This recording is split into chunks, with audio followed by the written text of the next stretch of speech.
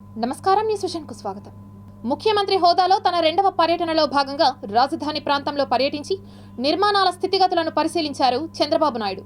ఏపీలో అధికారం చేపట్టినప్పటి నుంచి పాలనను పరుగులు పెట్టిస్తున్నారు సీఎం చంద్రబాబు. ముందుగా 5 సంక్షేమ పథకాలపై తొలి సంతకాలు చేసి అభివృద్ధిపై దృష్టి కేంద్రీకరించారు. సీఎంగా బాధ్యతలు చేపట్టిన తరువాత తొలి పర్యటన ఆంధ్రుల జీవనాడి అయిన పోలవరంపై ఫోకస్ పెట్టారు. అక్కడి పరిస్థితులను, ప్రాజెక్టు పనితీరును పరిశీలించారు. ప్రాజెక్టు పనుల్లో వేగం పెంచేందుకు ఇరిగేషన్ శాఖ అధికారులకు కీలక ఆదేశాలు జారీ చేశారు. ఇక మరో ప్రతిష్టాత్మక ప్రాజెక్టు అయిన ఆంధ్ర రాజధాని అమరావతిపై దృష్టి సారించారు. ప్రపంచ దేశాల్లో తలదన్నే రాజధాని నిర్మాణాన్ని చేపట్టాలని సంకల్పించారు. ఉండవల్లిలో నాటి ప్రభుత్వం కూల్చిన ప్రజావేదిక నుంచి సీఎం చంద్రబాబు తన పర్యటనను ప్రారంభించారు. అనంతరం ఉద్దండరాయనిపాలెంలో ప్రధానమంత్రి నరేంద్ర మోడీ చేతుల మీదుగా రాజధానికి శంకుస్థాపన చేసిన ప్రాంతాన్ని సందర్శించారు. అక్కడి నుండి seed axis road, all India services అధికారులు, మంత్రులు, న్యాయమూర్తుల గృహ సముదాయాలను, ఇతర నిర్మాణాలను పరిశీలించారు. ఐకానిక్ భవనాల నిర్మాణాల కోసం నాడు పనులు మొదలుపెట్టిన సైట్లను కూడా సీఎం చంద్రబాబు పరిశీలించారు. ఇది ఒక హిస్టారికల్ విక్టరీ. ఒక్క మాటలో చెప్పాలంటే వన్ సైడెడ్గా ఇలాంటి ముఖ్యమంత్రి పనికి రాడు, ఇతను అవసరం లేదని తీర్పిచ్చి బ్రహ్మాండంగా ప్రజలు ముందుకు వచ్చారు. అంటే దీన్ని బట్టి అర్థమవుతుంది ప్రజలు ఎంత వ్యతిరేకంగా ఉన్నారో. దుష్ట పరిపాలన అనడానికి దీనికంటే వేరే తార్కాణం అవసరం లేదు. రాజకీయాలకు పనికిరాని వ్యక్తి, ముఖ్యమంత్రికి అర్హత లేని వ్యక్తి ఆ పదవి వస్తే ఏం చేస్తాడో 5 సంవత్సరాలు మనం చూశాం. ఈరోజు పోలవరం కానీ అమరావతి కానీ వ్యక్తిగత సంపద కాదు. ఏ ఒక్క వ్యక్తికో, ఏ ఒక్క వర్గానికో, ఏ ఒక్క ప్రాంతానికో పరిమితమైంది కాదు. పోలవరం కానీ పూర్తి చేసుంటే అది కూడా గవర్నమెంట్ డబ్బులు, అవి సెంట్రల్ గవర్నమెంట్ డబ్బులు. దాన్ని పూర్తి చేస్తే మనం కానీ కొంత నదుల అనుసంధానం చేసుకుంటే రాష్ట్రంలో ప్రతి ఒక్క ఎకరాకు నీళ్లు ఇవ్వగలిగితే రాయలసీమ రాళ్లసీమ కాదు, రతనాల సీమగా తయారు చేసే అవకాశం వస్తుంది. మొన్నే పోలవరం పోయి వచ్చాను, నా ఆవేదన చెప్పాను. ఈరోజు పోలవరాన్ని గోదావరిలో కలిపేసే పరిస్థితికి వచ్చారు. ఈరోజు ఏం చేయాలని అర్థం కాని పరిస్థితి. ఏం చేయాలన్న 4-5 సంవత్సరాలు ఖర్చులు కూడా డబుల్ అయిపోయే పరిస్థితికి వచ్చింది. ఒక వ్యక్తి యొక్క మూర్ఖత్వం వల్ల, ఒక పోలవరం వల్ల రాష్ట్రానికి ఒక వరంగా ఉండవలసిన పోలవరం ఈరోజు ఒక శాపంగా మారిపోయే పరిస్థితి వచ్చింది. అమరావతి ఉద్యమం 1631 రోజులు, 1 + 6 + 3 + 1 11, అన్ని అంకులు కలిపితే జగన్కు వచ్చిన సీట్లు 11. అంటే 2 సరిపోయినాయి. ఇదే దేవుడు రాసిన స్క్రిప్టు, ఇది దేవుడి స్క్రిప్టు. వైసీపీ నేతలతో పార్టీ అధినేత మాజీ సీఎం వైఎస్ జగన్ సమీక్ష సమావేశం ముగిసింది. ఈ భేటీకి సార్వత్రిక ఎన్నికల్లో పోటీ చేసిన వైసీపీ ఎమ్మెల్యే, ఎంపీ అభ్యర్థులు హాజరయ్యారు. వీరికి జగన్ పలు కీలక సూచనలు చేశారు. అరగంట పాటు కొనసాగిన ఈ సమావేశంలో కీలక వ్యాఖ్యలు చేశారు వైఎస్ జగన్. ప్రజలకు ఎంతో చేశాం, ఇన్ని చేసిన తర్వాత, ఇలాంటి ఫలితాలు చూసిన తర్వాత బాధగా అనిపించిందని అన్నారు. ఫలితాలు చూసిన తర్వాత శకుని పాచికల కథ గుర్తుకు వచ్చిందని, శకుని పాచికల మాదిరిగా ఎన్నికల ఫలితాలు వచ్చాయని అన్నారు. కానీ ఆధారాలు లేకుండా మాట్లాడలేమని అన్నారు. శకుని పాచికలు అనే సబ్జెక్ట్ కేవలం ఇంటర్వెల్లే. శ్రీకృష్ణుడు తోడు ఉన్న పాండవులు ఓడిపోతారు, కానీ ఆ తరువాత ఏం జరిగిందో అందరికీ తెలుసునని అన్నారు. ఇక కొన్ని చోట్ల అవమానాలు, ఆస్తుల నష్టాలు చేస్తున్నారని, రాబోయే రోజుల్లో తానే కార్యకర్తలను కలుసుకుంటానని అన్నారు వైఎస్ జగన్. నష్టపోయిన ప్రతి కార్యకర్తను కలిసి వారికి భరోసానిచ్చే కార్యక్రమం చేస్తానని అన్నారు వైఎస్ జగన్. కాలం గడుస్తున్న కొద్దీ చంద్రబాబుపై ప్రజలకు కోపం వస్తుందని, మన పట్ల అభిమానం వ్యక్తమవుతుందని అన్నారు. మళ్లీ మనం రికార్డు మెజారిటీతో గెలుస్తామనే నమ్మకాన్ని వ్యక్తపరిచారు. ఎంపీటీసీలు, జెడ్పీటీసీలు, కార్పొరేటర్లు, కౌన్సిలర్లు అందరికీ భరోసానివ్వండి. వీరిని బెదిరించే కార్యక్రమాలు, జోరుగా ప్రలోభాలు జరుగుతున్నాయి. రాజీనామాలు చేయాలని బెదిరిస్తున్నారు. మీ నియోజకవర్గాల్లో కార్యకర్తలను, నాయకులను పిలిచిపెట్టండి.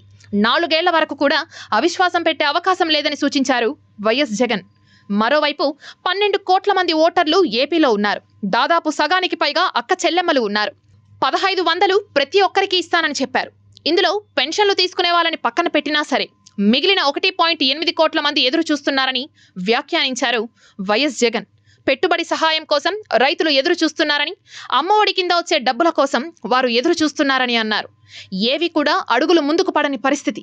కాలం గడుస్తున్న కొద్దీ హనీమూన్ పీరియడ్ ముగుస్తుందని అంటూ కూటమి ప్రభుత్వంపై సెటైర్లు వేశారు మాజీ సీఎం వైఎస్ఆర్ కాంగ్రెస్ పార్టీ అధినేత వైఎస్ జగన్మోహన్ రెడ్డి. ఒకడంటాడు జగన్ ఓడిపోయాడు, ఇంకా చనిపోలేదు అని ఒకడు అంటాడు, ఇంకా చావలేదు అని ఒకడు అంటాడు, ఇంకొకడు అంటాడు చచ్చేదాకా కొట్టాలి అని ఇంకొకడు అంటాడు. నిజంగా ఇలాంటి కౌరవ సామ్రాజ్యంలోకి మనం పోతా ఉన్నాం. ఆ వ్యక్తి ఇప్పుడు స్పీకర్ కాబోతున్నాడట. ఇలాంటి పరిస్థితుల మధ్య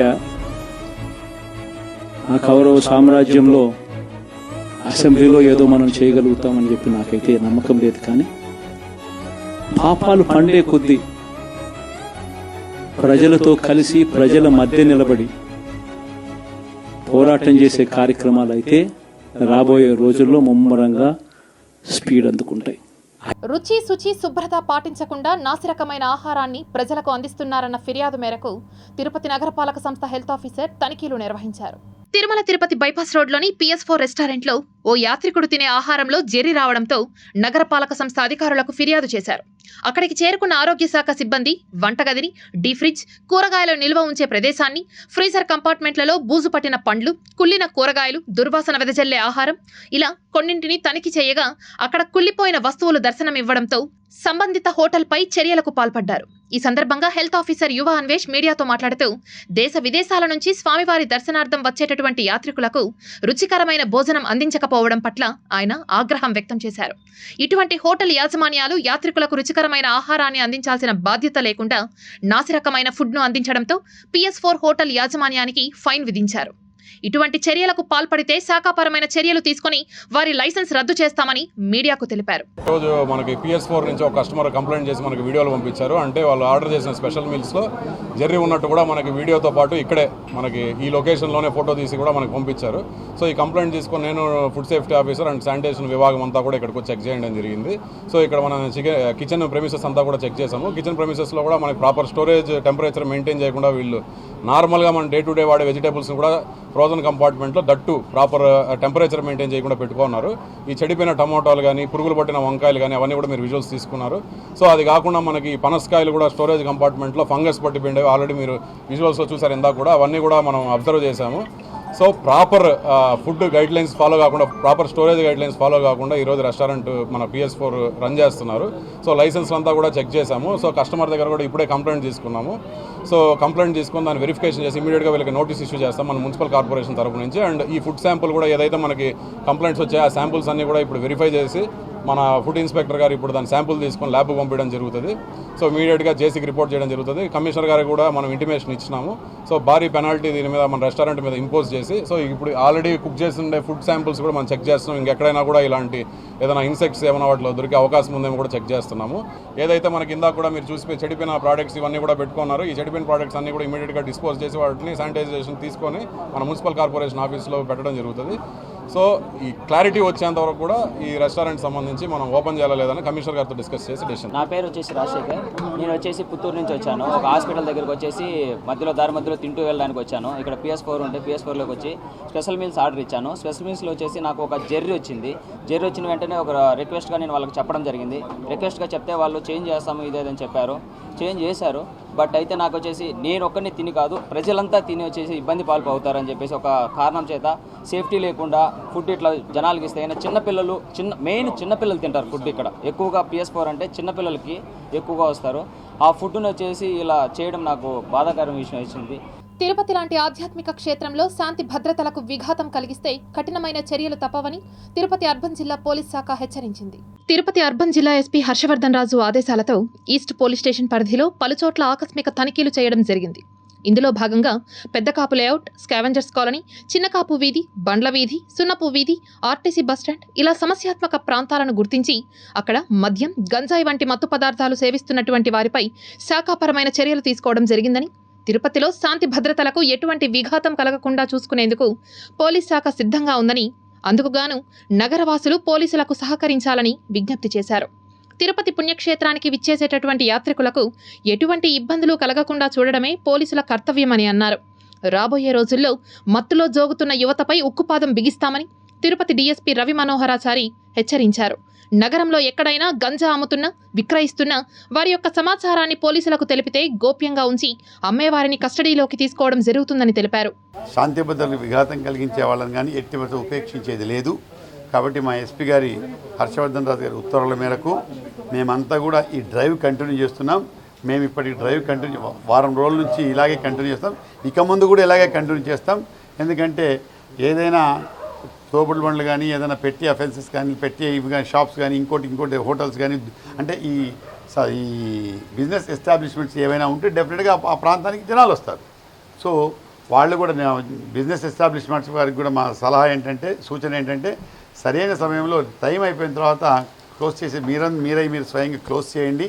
కాబట్టి అదేవిధంగా మేము ఇక్కడ ఎక్కడెక్కడైతే ఓపెన్ ప్లేసెస్ ఉన్నాయి, ఎక్కడెక్కడైతే మద్యం సేవిస్తూ ఉంటారు, ఎక్కడెక్కడైతే గంజాయి సేవిస్తూ ఉంటారు అనేటువంటి ప్రాంతాలను కూడా మా ఎస్పీ గారి ఉత్తర్వుల మేరకు ఐడెంటిఫై చేయడం జరిగింది. ఇది ప్రతిరోజు ఈ యొక్క డ్రైవ్ అనేది కంటిన్యూ అవుతుంది.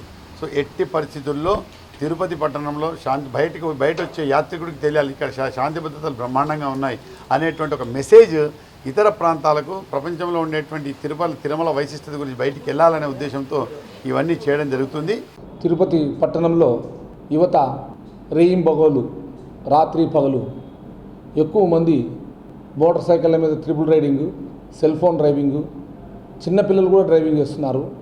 అంతేకాకుండా ఈ యువత కొన్ని ప్రాంతాలలో ధూమపానం, సిగరెట్ ఓపెన్ స్మోకింగ్ చేయడము, డ్రింకింగ్ ఓపెన్గా చేయడము, మరియు మత్తు పదార్థాలకు కూడా అలవాటైపోయి అక్కడక్కడ కొన్ని అడ్డాలలో కూర్చొని వాటిని తీసుకుంటున్నారు.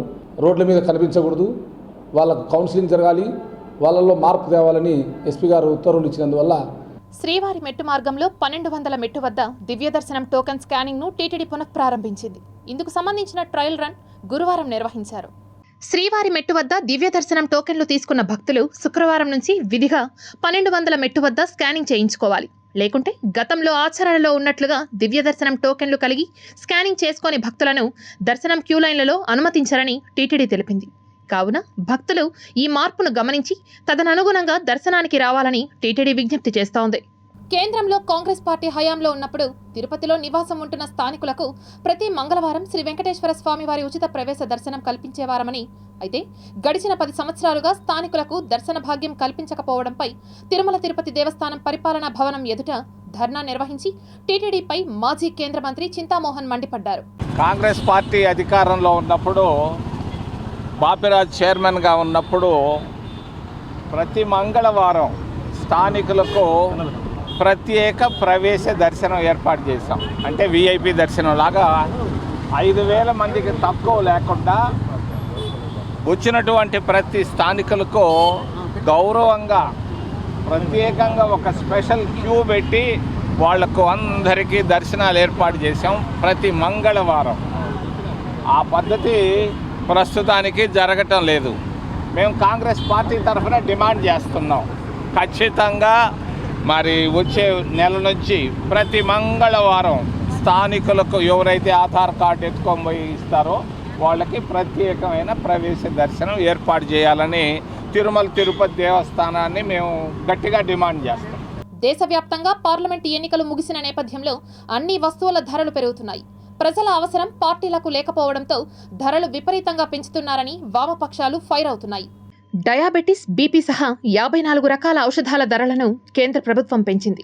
మధుమేహం రోగులు అధికంగా వినియోగించే మెట్ఫార్మిన్, లినాగ్లిఫ్టిన్, సిటాగ్లిఫ్టిన్ రేట్లను టాబ్లెట్కు 15 రూపాయల నుంచి 20 రూపాయలకు పెంచింది. బీపీకి వినియోగించే టెల్మిసార్టన్, క్లోర్తాలిడిన్ మందుల ధరను 7 రూపాయల 14 పైసలుగా సవరించింది. Anti bacterial injection, ciprofloxacin, calcium, vitamin D3 pills రేట్లు సైతం పెరిగాయి. శ్రీవారి ఆలయంలో శాస్త్రోక్తంగా జ్యేష్ఠాభిషేకం నిర్వహించారు. జ్యేష్ఠ మాసంలో జ్యేష్ఠ నక్షత్రానికి ముగిసేటట్లుగా ప్రతి సంవత్సరం 3 రోజుల పాటు తిరుమల శ్రీవారికి జ్యేష్ఠాభిషేకం నిర్వహిస్తారు. తరతరాలుగా అభిషేకాలతో అత్యంత ప్రాచీనములైన స్వామివారి ఉత్సవమూర్తులు అరిగిపోకుండా పరిరక్షించేందుకు 1990వ సంవత్సరంలో ఈ ఉత్సవాన్ని ప్రారంభించారు. ఈ సందర్భంగా ఆలయంలోని సంపంగి ప్రదక్షిణంలో ఉన్న కళ్యాణ మండపంలో ఉదయం సాయంత్రం ప్రత్యేక కార్యక్రమాలు నిర్వహించారు. ఇందులో భాగంగా ఉదయం ఋత్వికులు శాంతి హోమం నిర్వహించారు. శతకలశ ప్రతిష్ఠ ఆవాహన, నవకలశ ప్రతిష్ఠ ఆవాహన, కంకణ ప్రతిష్ఠ అనంతరం స్వామి అమ్మవార్లకు ఆర్ఘ్యం, పాద్యం, ఆచమనీయం చేసి కంకణ ధారణ చేశారు. ఆ తరువాత శ్రీదేవి భూదేవి సమేత శ్రీ మలయప్ప స్వామి వారికి వేడుకగా స్నపన తిరుమంజనం నిర్వహించారు. ఇందులో వేద పండితులు శ్రీ సూక్తం, భూసూక్తం, పురుష సూక్తం, నీలా సూక్తం, నారాయణ సూక్తాలను పఠిస్తుండగా పాలు, పెరుగు, తేనె, కొబ్బరి నీళ్లు, పసుపు, చందనములతో ఉత్సవమూర్తులకు విశేషంగా అభిషేకం చేశారు. సహస్ర దీపాలంకరణ సేవ అనంతరం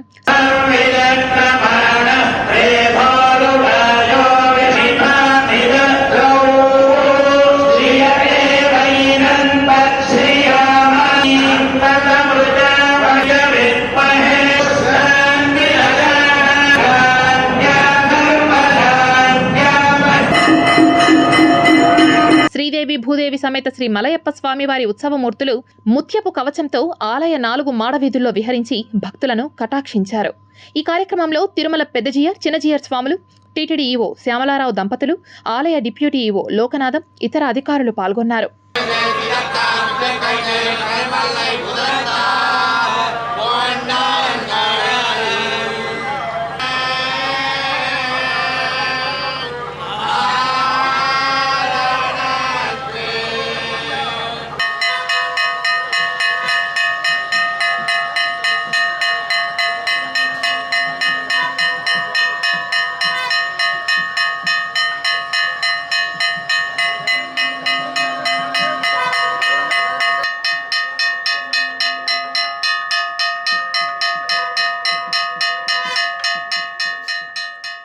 కల్పవృక్ష వాహనంపై శ్రీ రాజమన్నార్ అలంకరణలో శ్రీ ప్రసన్న వెంకటేశ్వర స్వామి భక్తులకు దర్శన భాగ్యం కల్పించారు.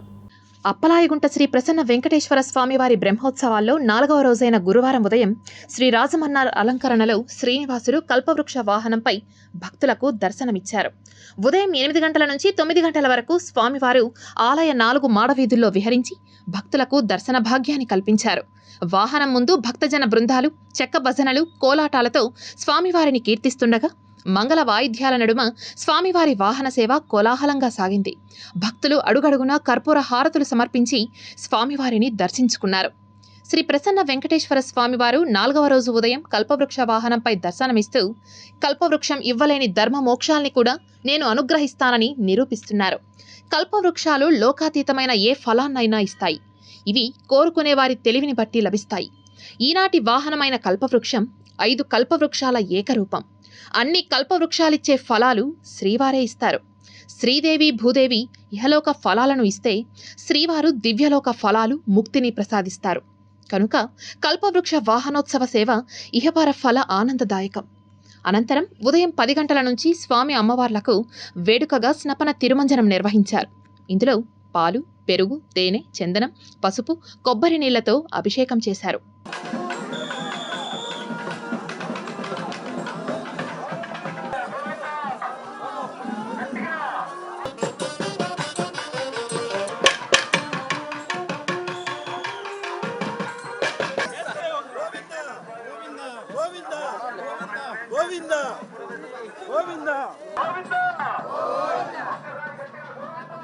ఆరోగ్యమే మహాభాగ్యం. ప్రస్తుత కాలంలో కలుషితమైన ఆహారపు అలవాట్లు అలవర్చుకొని అనారోగ్యాల బారిన పడాల్సిన దుస్థితి ఏర్పడుతోందని ప్రతి ఒక్కరూ చిరుధాన్యాలపై అవగాహన కల్పించుకోవాలని రాస్ ప్రధాన కార్యదర్శి వెంకటరత్నం నాయుడు పేర్కొన్నారు. ఆంధ్రప్రదేశ్ ప్రభుత్వం వ్యవసాయ శాఖ, రాస్, నాబార్డ్ సంయుక్త ఆధ్వర్యంలో తిరుపతిలోని రాస్ ప్రధాన కేంద్రంలో 3 రోజుల పాటు ప్రకృతి వ్యవసాయ ఉత్పత్తులు, చిరుధాన్యాల విక్రయ కేంద్రాన్ని ప్రజలకు అవగాహన కల్పించేందుకు ఏర్పాటు చేశారు. వ్యవసాయ ఉత్పత్తులు, చిరుధాన్యాలు తినడం ద్వారా మనలో శారీరక ఎదుగుదల, దీర్ఘకాలిక వ్యాధుల నుంచి ఉపశమనం పొందేందుకు అవకాశాలు మెండుగా ఉన్నాయని, మారుతున్న కాలానికి అనుగుణంగా gobi, chicken fried rice, biryani వంటి మసాలా ఆహార పదార్థాలను తినడం ద్వారా అనారోగ్యానికి దారితీస్తాయని, రాగులు, జొన్నలు, సజ్జలు, కొర్రలు, సాములు, అరికలు వంటివి తినడం ఆరోగ్యానికి శ్రేయస్కరమని, చిన్న వయస్సు నుంచే పిల్లలకు వీటిని అలవాటు చేస్తే పిల్లల ఎదుగుదలకు దోహదపడతాయని జిల్లా వ్యవసాయ శాఖ అధికారి మరియు రాస్ ప్రధాన కార్యదర్శి మునిరత్నం నాయుడు తదితరులు పేర్కొన్నారు. మిల్లెట్స్ ప్రోడక్ట్స్ అన్నీ, దాంతో తయారు చేసే ప్రోడక్ట్స్ అయితేనేమి, మిల్లెట్స్ అయితేనేమి అన్నీ కూడా ఇక్కడ పెట్టి ప్రజలకు చూపడం, దాని యొక్క మంచి చెడ్డలు చెప్పడం, వాటిని ఉపయోగించుకోవటానికి ప్రజలకు కూడా దాన్ని వివరించి చెప్పడం, వీటి వల్ల ఆరోగ్యానికి ఎంత మేలు ఇవన్నీ కూడా చెప్తున్నారు. కాబట్టి ఇటువంటి ప్రోడక్ట్స్ను, మిల్లెట్ ప్రోడక్ట్స్ మన ఆరోగ్యానికి కూడా మంచిది. ఈ బియ్యము ఇవి తినటం కన్నా కూడా ఇవి తింటే ఆరోగ్యంగానే ఉంటాం. డయాబెటిక్ పేషెంట్స్ ఉన్న వాళ్ళకి మెడిసిన్స్ వాడే పని లేకుండా కూడా ఆరోగ్యం బాగా కుదిరిపడుతుంది. సో ఇవన్నీ కూడా మనందరికీ తెలిసిందే. పాతకాలంలో మనం చాలా ఆరోగ్యంగా ఉండేవాళ్ళం, ఎందుకంటే ఇవన్నీ కూడా మిల్లెట్సే ప్రధాన ఆహారంగా వాడేవాళ్ళు. సో ఇప్పుడు రాను రాను డిఫరెంట్ ఈ రైస్ తినడం వల్ల రకరకాల షుగర్ అని, బీపీ అని, కొలెస్ట్రాల్ అని అన్నీ వస్తూ ఉన్నాయి. సో మళ్ళీ మనం again we have to go for the previous culture. So that's why ఈ మిల్లెట్ అన్ని ప్రోత్సహించాలని చెప్పి గవర్నమెంట్ కూడా 2023 లాస్ట్ ఇయర్ కూడా ఇంటర్నేషనల్ ఇయర్ ఆఫ్ మిల్లెట్స్ అని ప్రకటించడం జరిగింది. సో అప్పుడంతా కూడా మనం ప్రమోట్ చేసాం చాలా వరకు. సో ఇప్పుడు అందరూ కూడా అవేర్నెస్ వచ్చింది, మన హెల్త్ ఇష్యూస్ మీద అందరికీ అవేర్నెస్ ఉంది. మేము కూడా ఈ తిరుపతి, చిత్తూరు జిల్లాల్లో అనేక ప్రదక్షిణా క్షేత్రాలు, శిక్షణా కార్యక్రమాలు ఏర్పాటు చేసి రైతులకు అవగాహన కల్పిస్తున్నాము.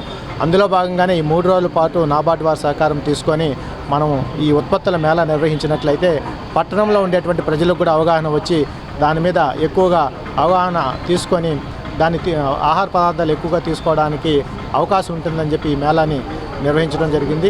కాబట్టి ప్రజలంతా కూడా దీన్ని ఉపయోగించుకోవాలని కోరుకుంటున్నాం. తిరుమల శ్రీవారిని పలువురు ప్రముఖులు దర్శించుకున్నారు. తిరుమల శ్రీవారి నైవేద్య విరామ సమయంలో మంత్రి Kollu Ravindra, MLA Shravan Kumar, MLA Konagala Ramakrishna, Telangana state municipal chamber chairman Venreddy Raju తదితరులు శ్రీవారిని దర్శించుకున్నారు. వీరికి రంగనాయకుల మండపంలో వేద పండితులు వేద ఆశీర్వచనాలు చేసి స్వామివారి తీర్థ ప్రసాదాలను అందించారు. అనంతరం వీరు ఆలయం వెలుపల మీడియాతో మాట్లాడారు. మరి ఈ రాష్ట్రానికి నారా చంద్రబాబు నాయుడు గారు ముఖ్యమంత్రి కావాలని, ఈ రాష్ట్రంలో చక్కటి పరిపాలన జరగాలని, మరి పవన్ కళ్యాణ్ గారు కానీ మోడీ గారి సహకారంతో చక్కటి ప్రభుత్వం ఏర్పాటు కావాలని చెప్పి మనస్ఫూర్తిగా మరి ఒక యాగం కూడా మేము చేసుకోవడం జరిగింది. ఆ యాగం సంపూర్ణం జరిగింది. దానికి స్వామివారికి మరి ఆ రోజున మేము అనుకోవడం జరిగింది.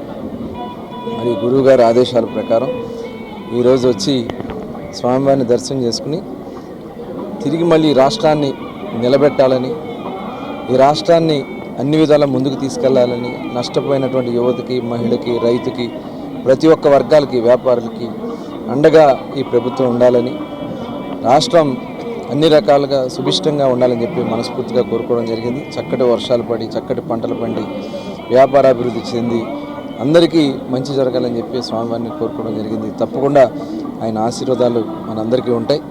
అందరం కూడా సంపూర్ణంగా ముందుకెళ్లాలని చెప్పి మనస్ఫూర్తిగా కోరుకుంటాం. ఈ రాష్ట్రం బాగుండాలి, ఈ రాష్ట్ర ప్రజలు బాగుండాలి,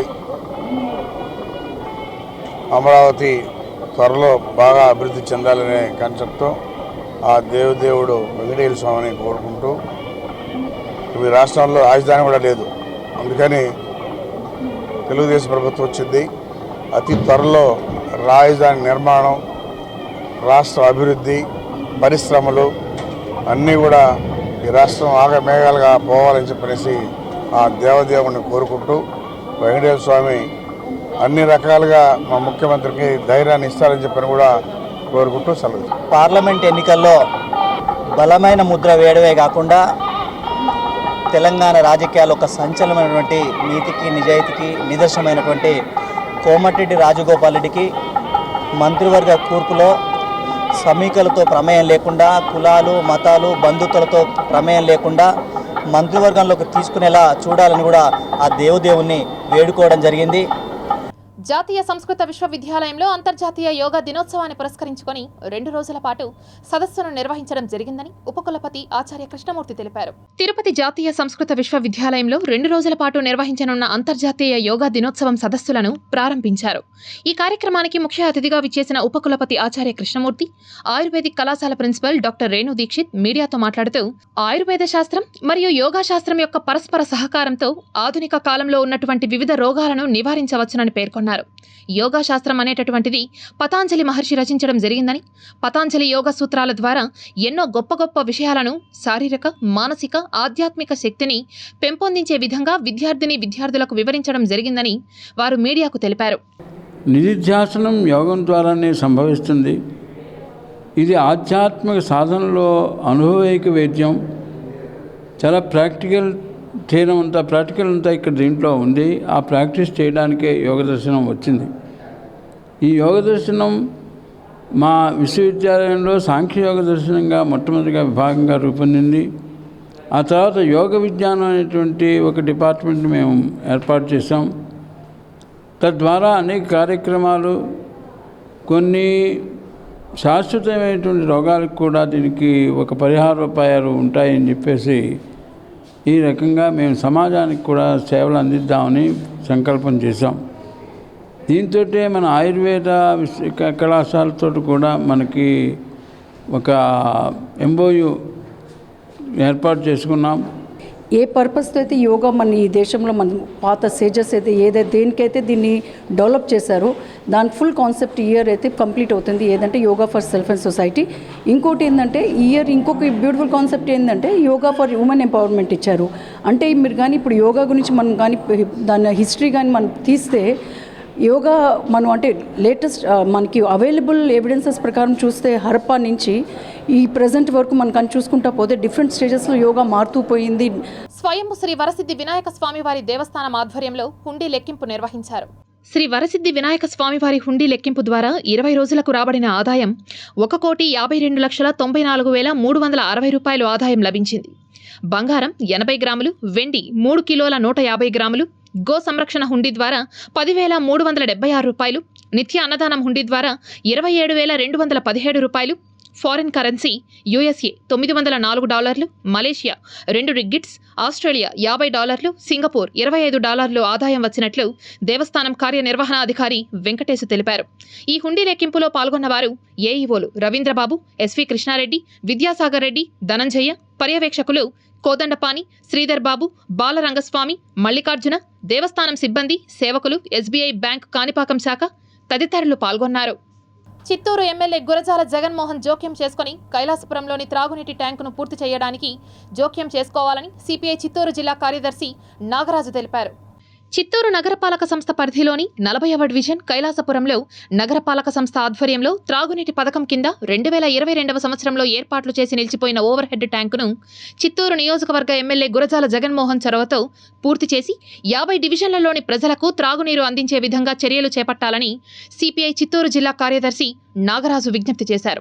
గురువారం మధ్యాహ్నం CPI నాయకులు నాగరాజు, దాసరి చంద్ర, విజయ్ కుమార్, రమాదేవి, రఘులు ఓవర్ హెడ్ వాటర్ ట్యాంకును పరిశీలించి వారు మీడియాకు వెల్లడిస్తూ గత ప్రభుత్వంలో నగరపాలక సంస్థ ఆధ్వర్యంలో కైలాసపురంలోని చిత్తూరు నగరంలోని 50 డివిజన్లకు త్రాగునీటిని అందించాలన్న ఉద్దేశంతో ఓవర్ హెడ్ ట్యాంక్ నిర్మాణానికి పనులు ప్రారంభించారని తెలిపారు.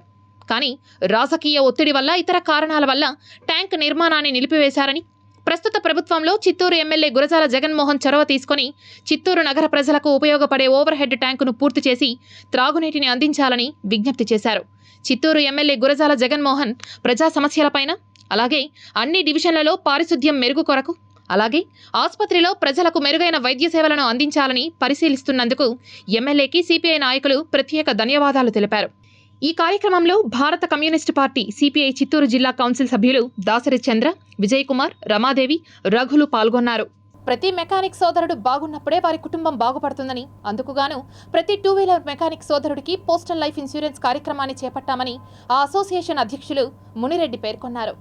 తిరుపతి 2-వీలర్ మెకానిక్ అసోసియేషన్ ఆధ్వర్యంలో ఏర్పాటు చేసిన మీడియా సమావేశంలో వారు మాట్లాడుతూ, మారుతున్న కాలానికి అనుగుణంగా వాతావరణంలో గాలి కలుషితం కాకుండా కేంద్ర ప్రభుత్వం ఎలక్ట్రికల్ వెహికల్స్ను ప్రవేశపెట్టడం జరిగిందని, అయితే వీటి యొక్క రిపేర్లపై అవగాహన కార్యక్రమాన్ని ఏర్పాటు చేయడం జరిగిందని, రాబోయే రోజుల్లో తిరుపతి 2-వీలర్ మెకానిక్ అసోసియేషన్ ఆధ్వర్యంలో ప్రతి మెకానిక్ సోదరుడు పోస్టల్ లైఫ్ ఇన్సూరెన్స్ వేయడం జరుగుతుందని, ఈ అవకాశాన్ని ప్రతి ఒక్కరూ సద్వినియోగపరచుకోవాలని మెకానిక్ అసోసియేషన్ జిల్లా అధ్యక్షులు మునిరెడ్డి పేర్కొన్నారు. ఎలక్ట్రిక్ బండ్లు వచ్చాయి, దాని గురించి ప్రాబ్లం ఏమైనా వస్తే దాని ట్రైనింగ్ తీసుకునేందుకు మా మెకానిక్ అందరికి కూడా తెలియదు. కాబట్టి ఆ ఎలక్ట్రిక్ బండ్లకి అందరికీ కూడా రేపు నెలలో మేము ఇక్కడ ఉండి ట్రైనింగ్ ఇప్పించాలని మేము అడిగినాం వాళ్ళని. వాళ్ళందరూ రేపు నెల వచ్చి ఇక్కడికే ట్రైనింగ్ ఇస్తామని చెప్పినారు. మా మెకానిక్ అందరికి కూడా మేము దగ్గరుండి ఆ ట్రైనింగ్ ఇప్పించి ఎలక్ట్రిక్ బండ్లు కొత్తగా వచ్చినాయి, కాలం కలిసి మారి. ఉక్రెయిన్ యుద్ధంలో రష్యాను ముప్పు తిప్పలు పెట్టిన సాయుధ డ్రోన్లు తాజాగా తైవాన్ చేతికి అందించేందుకు అమెరికా సిద్ధమవుతోంది. తైవాన్కు భారీ సంఖ్యలో వీటిని విక్రయించేందుకు US నిర్ణయించింది. ఉక్రెయిన్లో విజయవంతంగా ప్రయోగించిన కొన్ని డ్రోన్లు ఇందులో భాగంగా తైవాన్కు చేరబోతున్నాయి. దాదాపు 1000కి పైగా ఉండొచ్చని అంచనా వేస్తున్నారు. ఈ ఒప్పందం కింద అగ్రరాజ్యం అమెరికా 720 స్విచ్ బ్లేడ్ డ్రోన్లు, అగ్నిమాపక వ్యవస్థలను తైవాన్కి అందించబోతోంది. వీటితో పాటు 291 అల్టియస్ 600M ఆయుధ వ్యవస్థలను కూడా తైవాన్కు అమెరికా సరఫరా చేయనుంది. తైవాన్పై సైనిక ఒత్తిడి పెరిగిన నేపథ్యంలో వీటిని విక్రయించాలని జో బైడెన్ సర్కార్ నిర్ణయించింది. ఈ ఒప్పందాన్ని డ్రాగన్ కంట్రీ చైనా తీవ్రంగా వ్యతిరేకిస్తోంది. ఆయుధాల విక్రయానికి సమ్మతించిన అమెరికాకు తైవాన్ అధ్యక్షుడు లాయ్ చింగ్తే కృతజ్ఞతలు తెలిపారు. స్విచ్ బ్లేడ్ 300, 600M ఆయుధ వ్యవస్థలను ఆత్మాహుతి డ్రోన్లుగా పేర్కొన్నారు. వీటిని సైనికుడు బ్యాక్ ప్యాక్లో పెట్టుకుని కూడా ప్రయాణం చేసే అవకాశం ఉంది. శత్రువుకు దూరంగా ఉంటూ కొండలు, సముద్రాలు, గగనతలాల నుంచి వీటిని ప్రయోగించే ఛాన్స్ ఉంది. ప్రయోగించిన తర్వాతే వీటి రెక్కలు విచ్చుకొని డ్రోన్లా ఎగరనున్నాయి. అందుకే వీటిని స్విచ్ బ్లేడ్ అని పేరు పెట్టారు. అయితే ఇది ఒక సైనిక వాహనాన్ని 10 కిలోమీటర్ల దూరం నుంచే ఈజీగా ధ్వంసం చేయగలదు. దీని ఆపరేటర్కు రియల్ టైం వీడియో లింక్ను కూడా అందించనుంది. ఇక యుద్ధ క్షేత్రంపై పూర్తి అవగాహనను సైనికులకు కల్పిస్తోంది. ఆయుధ సరఫరా వల్ల ప్రాంతీయంగా సైనిక సమతుల్యతలపై ఎలాంటి ప్రభావం పడబోదని అమెరికా విదేశాంగ శాఖ వెల్లడించింది. Tirupati gold jewellery and silver merchants association సమాచారం మేరకు తిరుపతి లోకల్ బులియన్ మార్కెట్లో బంగారం, వెండి ధరలు ఇలా ఉంటాయి. 24 క్యారెట్ల అపరంజి బంగారం 10 గ్రాముల ధర 74,260 రూపాయలు. 22 క్యారెట్ల బంగారం 1 గ్రాము ధర 6,651 రూపాయి. వెండి 1 కేజీ ధర 92,600 రూపాయలు. రీటైల్ వెండి 1 గ్రాము ధర 94 రూపాయల 60 పైసలుగా ఉంటుంది. సమగ్ర సమాచారంతో న్యూస్ విషయంలో మళ్ళీ కలుద్దాం. అంతవరకు సెలవు. నమస్కారం.